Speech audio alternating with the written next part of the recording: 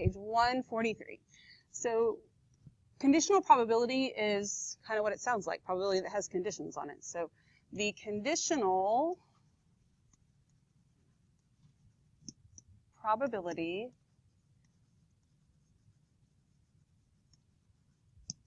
of an event B in relation to event A is the probability that event B will occur given the knowledge that event A has already occurred. Okay, I know. You read stuff like that and you're like, what? It just means what's the probability of this thing happening given that something else has already happened. And those probabilities look different whether you're looking at independent or dependent events. All right, so independent makes it super easy. Dependent is where we have to put a little more thought in it. So here's an in plain English kind of example with 2 pennies. So let's just say that I flip 2 pennies, right? What's the probability of them both landing on heads? 1/4. Could be 1/2 and 1/2, so you multiply them together, you get 1/4. Make sense? We all know that. That's easy. All right, so this is a little bit different. It says you toss 2 pennies. The first penny is heads, you know that, and the other penny rolls under the table and you can't see it. So now what's the probability that they are both heads? So now what it's asking you is what's the probability that they're both heads given that one of them you know landed on heads? What do you think what that probability is? 1/2, right? Because does one of the coins affect the other one? No. So since they're independent events, it's just the probability of that other one being on heads. So it says since you know that one is heads, the probability of getting heads on the second penny is 1/2. And the reason it's that simple and obvious is because they are independent events. Okay. If they're dependent events, that changes a little bit. But it also just changes it from the 1/4 because you already know half of it, right? So the probability changes if you have partial information.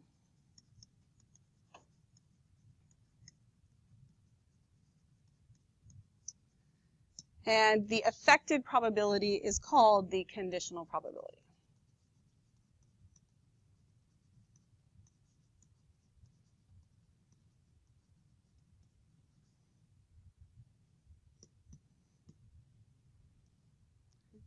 So here's how you notate conditional probability. If I just wanted the probability of one thing, it's like the probability of A, and I put it in parentheses. This is what conditional probability looks like. And the thing in between A and B here is just a vertical line. It's not a slash leaning either way. It's not a 1. It's not an I. It's a vertical line, or line segment. So the way you say this, okay, the way you read it is the probability of B given A. So what's the probability of B happening given that A already happened?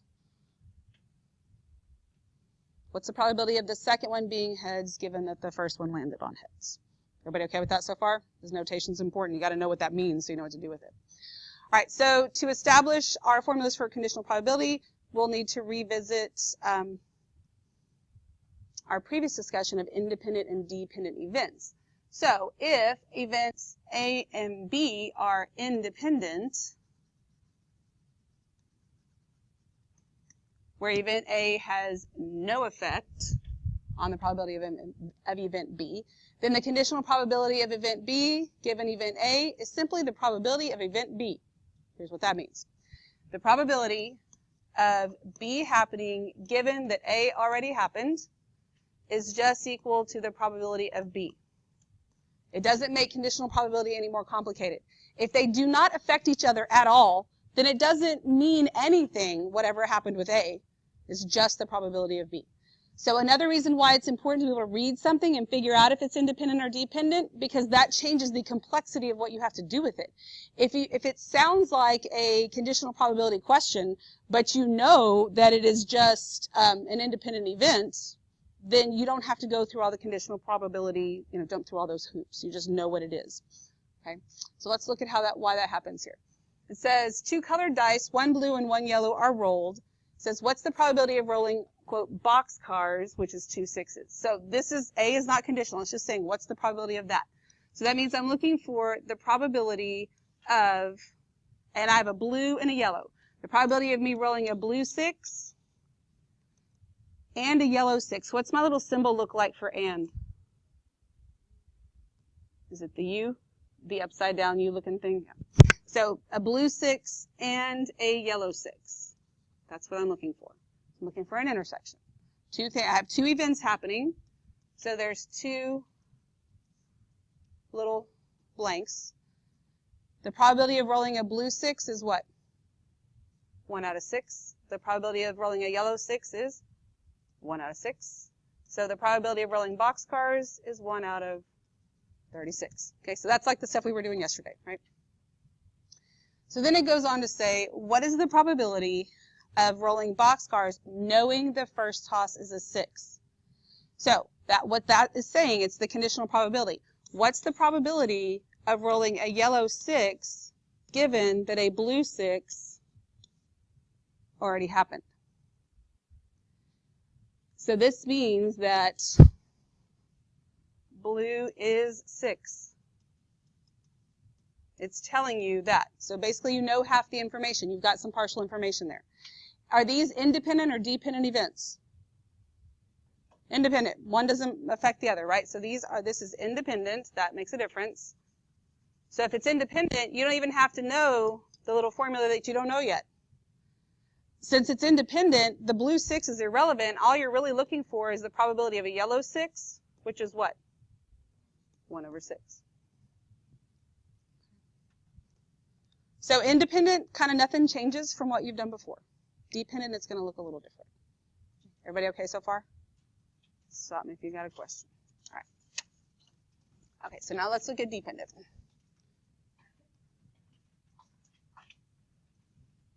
Maybe. There we go. All right, so the probability changes when you have partial information about the situation. If events A and B are dependent,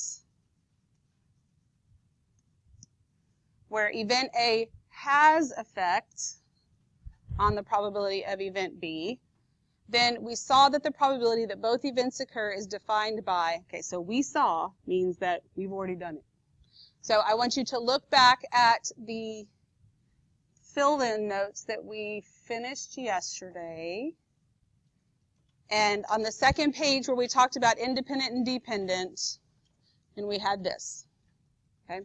So this column over here, this was all the independent, and so they don't affect each other, so that's just the probability of two things happening.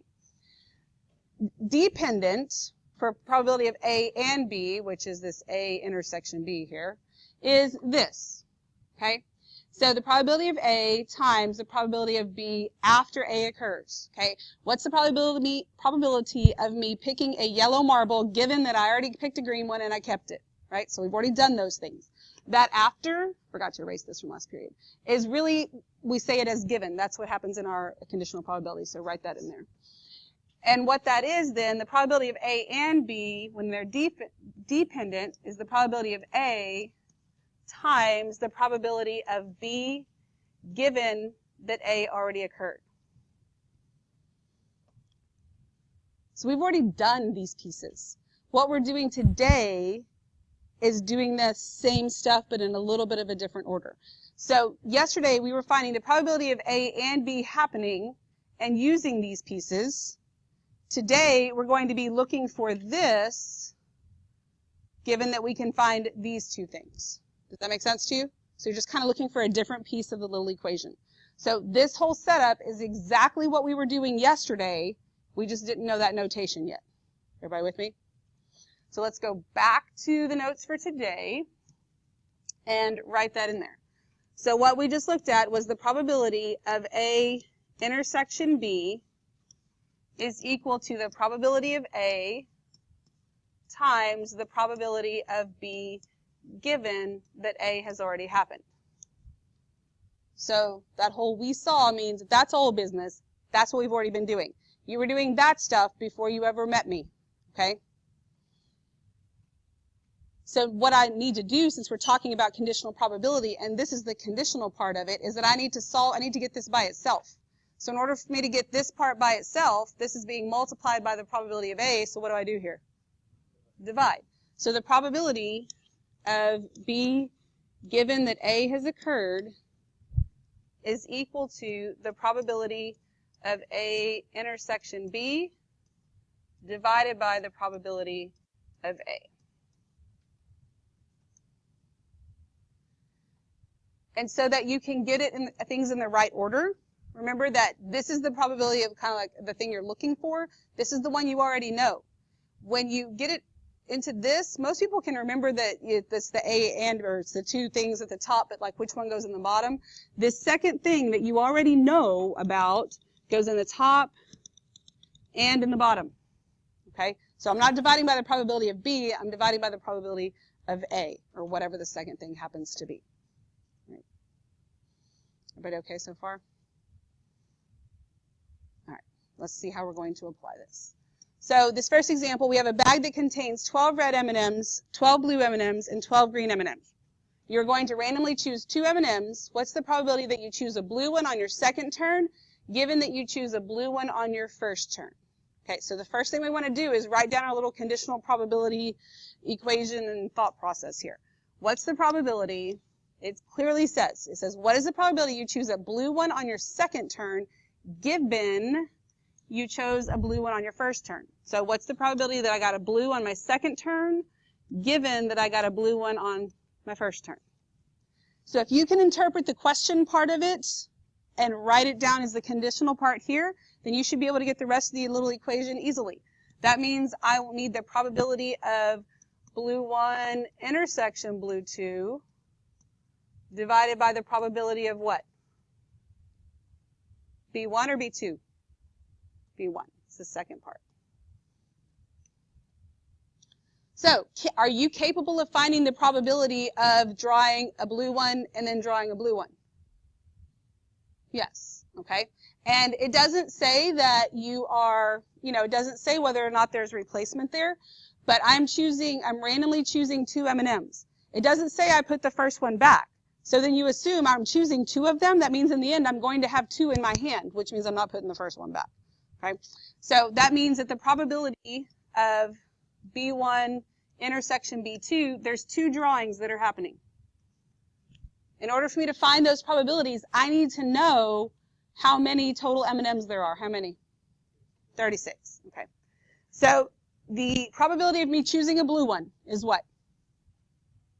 12 out of 36. Then what's the probability of me choosing another blue one? 11 out of 35. Can I reduce that 12 out of 36? Yes, don't do that. All right, so then I've got the probability of just drawing a blue one. What would that be? 12 out of 36. Do you see why it's nicer not to reduce? Okay. Yeah, because we've got fractions and fractions and they're big numbers, but that's no big deal at all because these 2 things happen to just cancel out, which means that the probability of getting a blue one on the second time would be 11 out of 35. Everybody okay with that? Not necessarily. And there's going to be another one where, even on this next one that we do, and somebody asked me last period, and I knew it wouldn't take long. Couldn't we have just done it this other way? In that one situation, it might have worked that way, and sometimes they're going to be this easy, but they're not all going to be that easy because you're not always going to be given the same information. So the best thing for you to do with something new like this, it's a little different, is just stay consistent. And until you fully comprehend it, don't even try and start taking those shortcuts, because I'll show you one in just a minute that you're all going to think you actually know the answer of, and you're going to be like way off. And hopefully that will kind of show you that it's not always what it seems with probability. Probability can be really draining on your brain because you finally think you get it and it's like really easy, and then you read something else and it's just totally different. So the nice thing about equations, at least, is if you can do it step by step, just do it step by step and let it work itself out and don't worry about the rest. Okay. All right, so let's look at example 2. In a school of 1,200 students, 250 are juniors, 150 students take art, and 40 students are juniors and are also taking art. What is the probability that a randomly chosen student who is a junior is taking art? Okay, so the first thing we're going to do is reword the question, because the question doesn't have the word given in it or anything that's like that. So want to make sure that we can put it in that order to write it. So I'm looking for the probability student is something given something else. So the given is what you know for sure. There's two attributes that the question's talking about. I'm not asking about numbers and stuff, just the last sentence. Regardless of what the rest of it says, that last sentence, you should be able to reword as we're looking for the probability that the student is this, given that the student is this. So what part do we know for sure?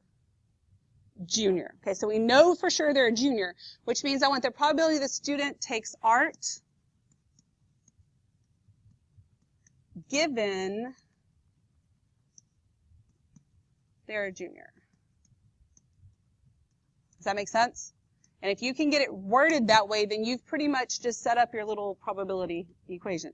Because this means the probability that the student takes art given that they are a junior.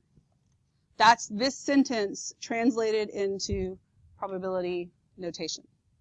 Then once you have this, getting the rest of the equation is a piece of cake, because that means it's a probability that they are a junior and take art over the probability that they are a junior.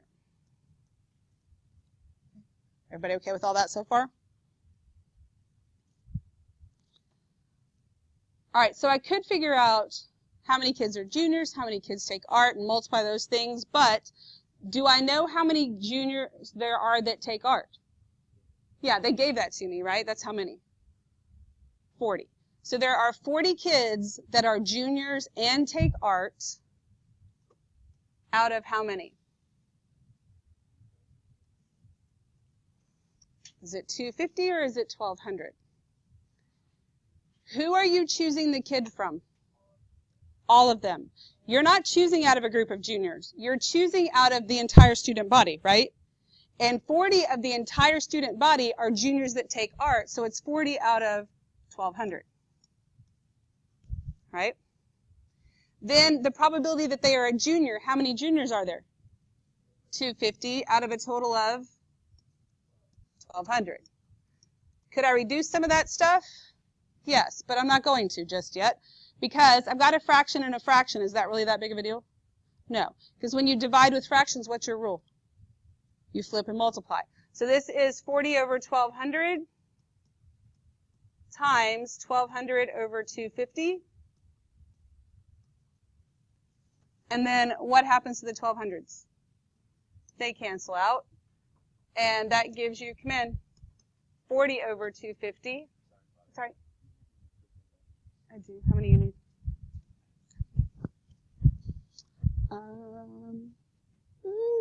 Okay, like clean. I threw everything. Oh, I had to clean up my room because somebody was testing in here. So I was like, what did I do with them? Just need to. There you go. You're welcome.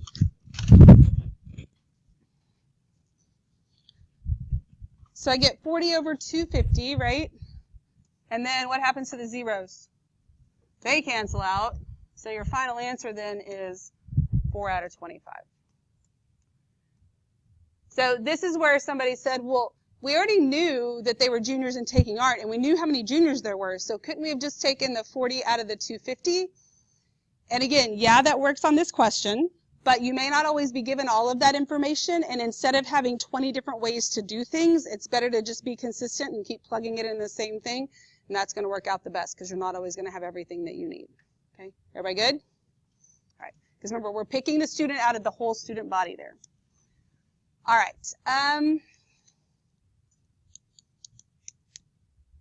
Next page, maybe it decides to operate. There we go. All right, so a fair 10-sided die was rolled. We want to find the conditional probability that the number rolled was less than 5, given the number rolled was even. So the probability that it was less than 5, given that it was even. I just got that straight from that sentence. Everybody okay with that? And if you notate things a little bit differently than me, because it would make more sense for you to do something else besides an L5, that's fine. It just has to make sense. So that means this is the probability that it is even at the intersection that it is less than 5 over the probability that it is even. Now, it is helpful sometimes to write down your little sample set, even when it's easy. So we're just counting to 10. Now, there's two different ways for me to get this numerator. And really either way is fine. I can find the probability that it's even, the probability that it's less than 5, and multiply them together. And that's how I can find the numerator part. But, and one of the things that I think you probably could go ahead and take a shortcut with is, given the simple, it's a small sample set, it's finite, it's not anything crazy hard, can you figure out the probability of it being even and less than 5 without doing that? Yeah, because how many numbers are even and less than 5?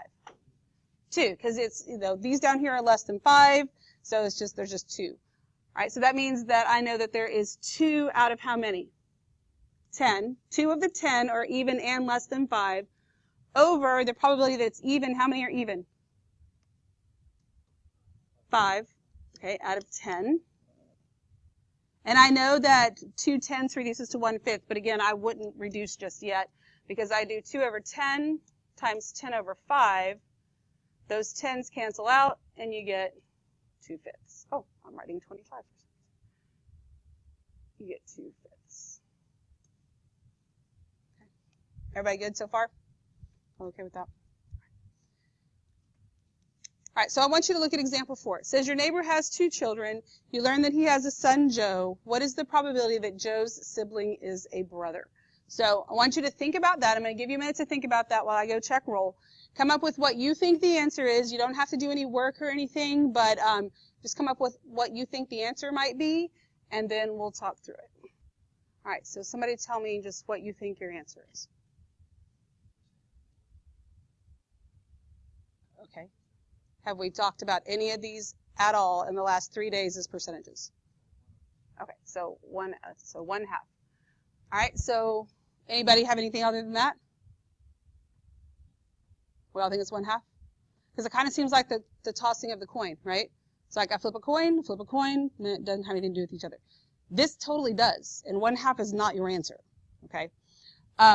What's the probability that they're both boys?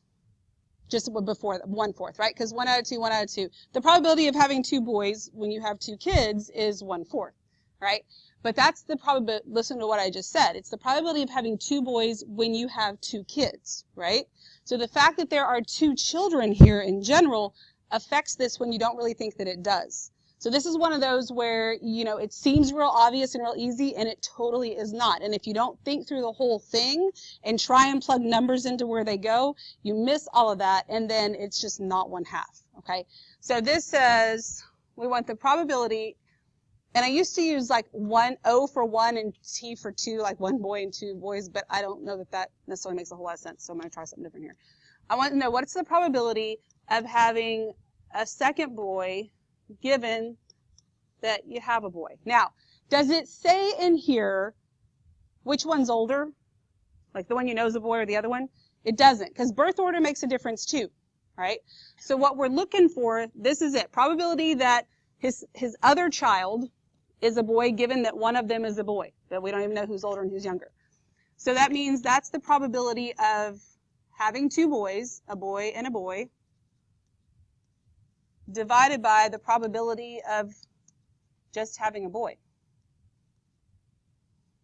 Okay? But that probability in the denominator there is not 1/2. Okay? Because it's the probability of having a boy given that you have 2 children, because it clearly says he has 2 children. All right? So we have to think about the possibilities that we have here. We have, if you have 2 kids, you could have a boy and a boy. Or you could have a boy and a girl. Or you could have a girl and a boy. Or you could have a girl and a girl.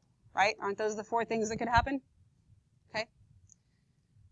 So the probability of having 2 boys is 1/4, just like we said. Right? I mean, that is, you can see it's 1 out of the 4 sets that we have there. So we're going to use that idea. That's another time where writing down the sample set can help you maintain what the heck is going on here. So the probability of having a boy, let me just see, having a boy and then a boy is what? 1/4. Okay. So the probability of, and let's see, yeah, it's just 1/4. I was going to write something else there too. Okay. But then probability of just having a boy when you have 2 kids is what? So if I have these 2 kids, do I have a boy? If I have these two kids, do I have a boy? If I have these two kids, do I have a boy? If I have these two kids, do I have a boy? No. So how many of these possibilities gives me a boy? 3 out of the 4. So if you have 2 children, there's a 3 out of 4 chance that you have a boy, right? But if you have 2 children and you know one of them is a boy, then this right here is going to give us the probability of the other one being a boy. So that's 1/4 times 4/3, which gives me 1/3. That would change if we had 3 kids, or if I had 4 kids, or if I had 5 kids, and so forth. Okay. What's the probability if I have 3 kids that all 3 are boys? How would I find that? 1 out of 2, then what? Then what? 1 out of 2, and then what? 1 out of 2. And that's how we got the 1/4, right? 1 out of 2, 1 out of 2. There's a 1/4 chance that I would have 2 boys, right? But if I have 3 kids, then there's a 1 out of what? Oh my gosh, no. Holy cow. 8. Because it would be 1/2 times 1/2 times 1/2. That gives me 1/8. That totally does not give me 1/6. Because I could have boy, boy, boy. I could have boy, boy, girl. I could have boy, girl, girl, and so forth and so on. Up to how many little sets would I have? 8, right? I'd have 8 little sets that I could possibly have. Only one of them would be all 3 boys. And so doing this, if I knew that, one child was a boy, what's the probability of the other one, that would be different here, and it would be different in the other ones, and so forth. Does that make sense? So you have to think about these problems, and if you really try and start putting stuff in here, you'll see that you can't just start by putting in the 1/2. You have to look at your sample set. Okay, questions about that? Writing down that sample set is a good thing. All right, so let's look at this next one. It says, in a school, the probability that a student takes environmental science is 18 out of 25. The probability that a student takes environmental science and geography is 2 out of 5. What's the probability that a student takes geography given that the student is taking environmental science? All right, so here, they don't give me numbers of kids. They give me probabilities, which is fine. But I still have to be able to write down this. Probability, it says, what is the probability that a student takes geography given, okay, so when they put the word given in there, that really helps. Probability that a student takes geography given that the student is taking environmental science. Now here my E means environmental science. Up at the top, it meant even. That's fine. As long as it makes sense in the problem, you're good. So that means this is the probability that of environmental science and geography.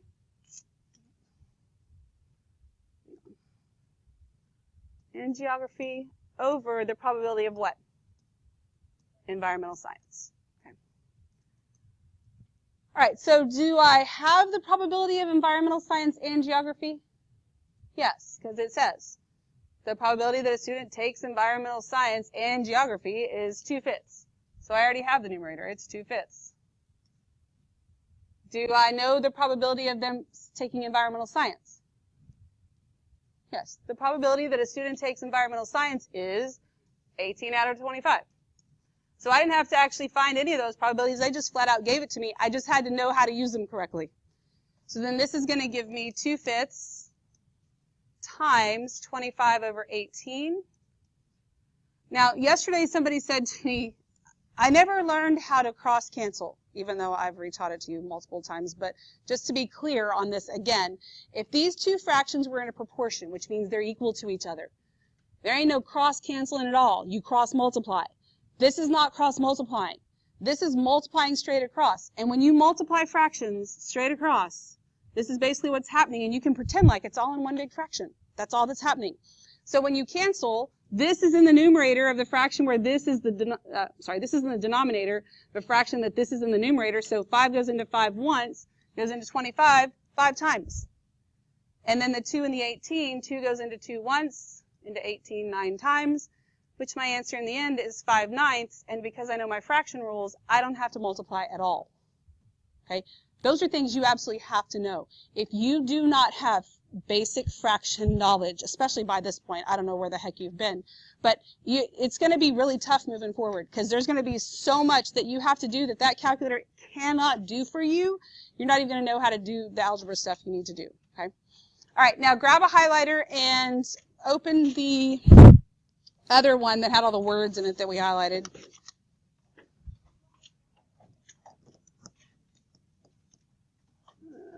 Here. And on the front,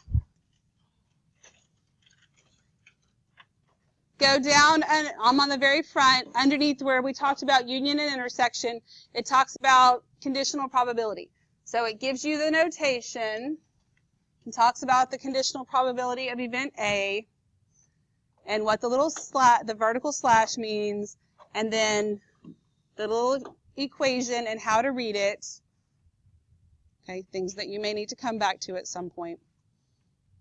Then we're going to turn to the third page.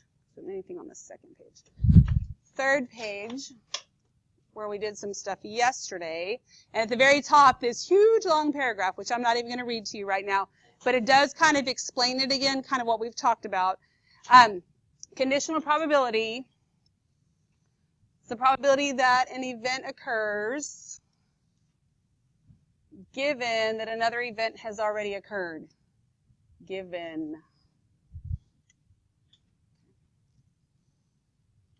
So again, that's there. You can read through it now if you want to. It's there if you need to read back over it later when you're trying to figure things out, whatever.